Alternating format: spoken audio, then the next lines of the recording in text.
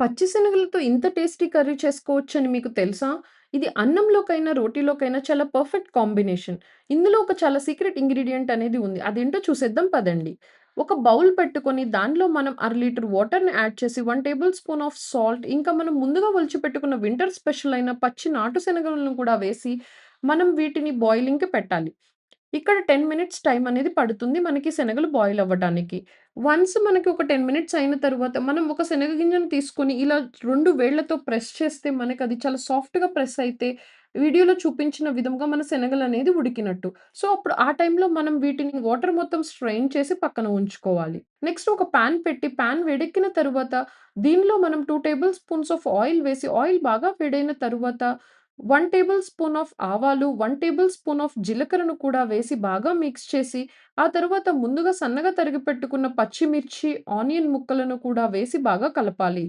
ఇక్కడ 2 మినిట్స్ ఇలా సాట్ అయిన తరువాత మనకి ఆనియన్ అనేది ట్రాన్స్‌పరెంట్‌గా అవ్వడం స్టార్ట్ అవుతుంది. ఆ టైంలో 1 టేబుల్ స్పూన్ ఆఫ్ పసుపు, 1 table spoon of salt, 1 table spoon of జీలకర్ర మెంతి పొడి, 1 టేబుల్ స్పూన్ ఆఫ్ కరివేపాకు పొడి. కరివేపాకు అవైలబుల్‌గా ఉంటే మీరు కరివేపాకునైనా వేసుకోవచ్చు. వేసి బాగా మిక్స్ చేసిన తరువాత 2 మీడియం సైజ్డ్ టొమాటోలు సన్నగా తరిగినవి, 1 టేబుల్ స్పూన్ ఆఫ్ అల్లం వెల్లుల్లి పేస్ట్‌ని కూడా వేసి బాగా మిక్స్ చేయాలి.